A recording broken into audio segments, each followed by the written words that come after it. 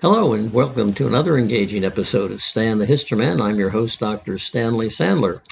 And we have our playlist here, and it's going to be centered around the topic of how I got my low-tech PhD. Okay? And we'll start off with one of the major problems that we faced in those days. We're talking about the early to mid-1960s. And one of the major problems, or not problems, one of the first hurdles to overcome would be finding your topic. And sometimes it's called, maybe it's called that today, topic-itis. And so how do you overcome topic-itis and get on with your dissertation? Well, it's interesting. The roots of my topic actually go back to high school. There was a book called Edwin Tunis, the author, Tunis, and it was called Weapons, an unusual name, right? You think about military weapons. And he had a brief illustration and description of HMS Devastation. He said this is the first ironclad, or ocean-going ironclad, not coast defense like American Monitors, the first seagoing ironclad that didn't have masts and sails. And I said, well, that's interesting. It stuck in my mind. So when I get over to England, to my university there, the topic, I thought, well, I'll look into HMS Devastation. And here's how I did it, and how we did it in those days. You would go down to the library first. And, of course, in a major research university, you'd have a very, very good library. And you would go into the stacks, first of all, because these are areas that have all kinds of books, published books, but are not accessible to the general public. And so you'd go looking through. Well, first of all, of course, you look in the card catalog. Of course, that's the other thing that's so tactile in those days. The card catalog, okay, and these little 3x5 cards, and they're in a like a drawer, a wooden drawer, and they're long drawers, of course, and you look up the particular topic that you're interested in, and the library, the heart of a good university, research university, would be the card catalog. So it took up a lot of room, and yet it was in a sense almost a work of art. That was just very much a part of it, and of course it was easily replaced by the computer. Okay, so you're going through, you get your Dewey Decimal System, and you write that down on a card, and then you go into the stacks and you start going through the books. It generally interfit. Now, obviously, then there was not a book on HMS Devastation, but there were a lot of books, not a lot actually, number of books on mid-century English, the English Navy in the mid-century. And then inside that topic, there might be a book or two on actually British Navy ships of the 1860s. So I'm looking through it, and I notice now there is no book on HMS Devastation. Then I would go to another source of information, International Index of Periodicals.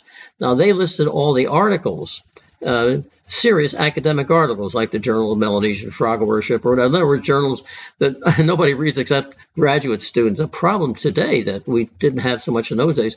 Big conglomerate bought up a lot of these little obscure academic journals and really whacked the prices up. So at one time, maybe a scholar could have 4 or 5 subscriptions to some of these journals. Now they can maybe afford 1 or 2. So that's one thing we did. I mean, we had to pay for them, but they weren't nearly as expensive as they are now.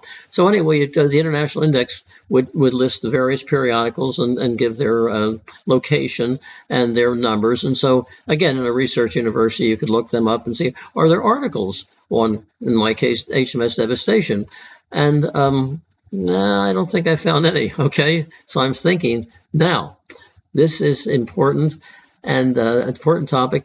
Now, what's the significance of it? Okay, it's first ship without, first ironclad, seagoing ironclad without mast and sails.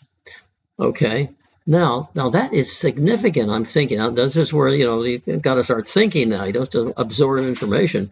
You evaluate the information. And what do you do with it? Well, I'm thinking now, no masts and sails, and yet it was ocean going. that was a real break with the past. I mean, they had up-to-date ironclads at this time, in the mid 1860s, but they had masts and sails. So that began to think the importance of this. And actually, there's also just looking around, asking around. And there was we didn't phone. I didn't have a phone. I had, a room, but I would write a letter to people who I think could tell me some other information. People are at least familiar with mid-19th century Royal Navy. Now, most of them were dead by this time, but there were people who knew people, and I got to know a British admiral who I wrote to him, and he said, of course, come on over such and such a day. And we went over and had dinner with him and his wife, spent the night, and then he took us to a tour of HMS Victory. So, I mean, this was just, and he knew people who had been in the Royal Navy in the 1860s. And of course, I would emphasize here, there's no email then. We've got to remember, there's no computers then. I can't say no computers. We'd heard about them, and they were these big things that would take up a whole floor of a major building like the Atomic Energy Commission or the Pentagon, and expend enormous amounts of energy. So it's not for us. So everything basically was telephone or hand letter. So if you want to write to a person, hey, I'd like to talk to you and everything, well, you wouldn't just phone them. You'd write them a letter. All right. Which is a problem in my case because my handwriting is right. They say the further you go along in academia, the worse your handwriting gets because all the notes that you used to take in those days. So anyway, it was a lot of word of mouth and getting to know people over time.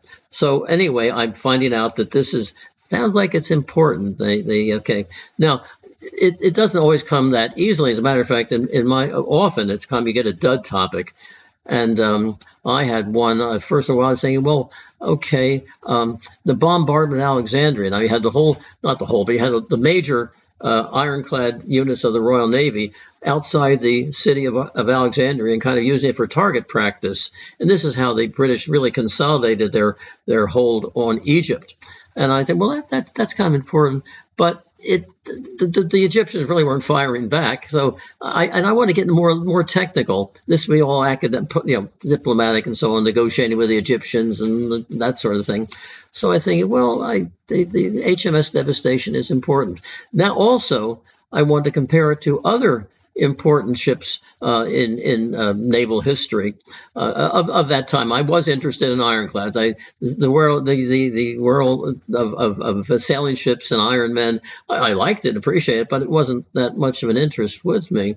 So I compared it to HMS Dreadnought. Now, lots of historians have written on the Dreadnought. This was a major break with the past. It was but still, you look at Dreadnought, it didn't look that much different from the previous ship categories, but it was just bigger. They had only all big guns. They didn't waste a lot of time and money on little guns. It was turbine powered, which is better than the old, up and down reciprocating engine. So it's important, and so important that every country felt that it was made. They will have to out of date if we don't have a Dreadnought. But I still think and prepared to defend the idea that devastation was even bigger break with the past. Although the devastation was not that much, technically speaking. Well, it was a big break with the past, I guess you could say. Anyway, my advisor, I would bounce that off him. And that was the way we did it then. I'd say, this is what I'm interested in. Matter of fact, my advisor didn't know exactly that much about HMS Devastation. He knew an awful lot about naval history, military history, but in this particular one, but he was able to see that this is worthwhile. And so he said, Stanley, go ahead. And so anyway, I would keep in touch with my advisor, not through email or anything. I would go down, I believe it was once a week, to his office, and we'd have a glass of sherry, don't you know? And he would, first of all, I was talking about age-based devastation. What do you think about that? And he's saying, that sounds pretty good. And go ahead. So every week I would bring in at least a portion of a chapter, and he would look it over and make his comments on it. And then I take it back, and that went pretty smoothly. So I really didn't have that much. I know a lot of people have written or have had on the web about my troubles with my awful advisor. So I was very fortunate that I had a very good advisor. He became a leading. And actually, how I found out about him was I wrote to him, and I wrote him a letter, and he wrote back. And then he said, saying that he was going to present my name to a committee at the university, and that then he wrote back and said, the letters all the time, wrote back and said, well, you have been accepted now, and I'll see you, and see you later. So I got my Topic-itis out of the way and got the thing written, and then I got it. Now, in those days, you're expected to have, at least in England, to have your dissertation published, which I managed to do by the academic press, and that's basically the title of the dissertation, The Emergence of the Modern Capital Ship. Made a lot of money on that. Well, not really, but I mean, it helps to, if you want to get on the tenure track and so on, you probably should have at least one book to begin with. So that worked out fairly well. Well, I think that I've done enough on Topic-itis now and discovering Topic-itis. And so thank you very much for listening. Stan the History Man, and we'll talk to you later.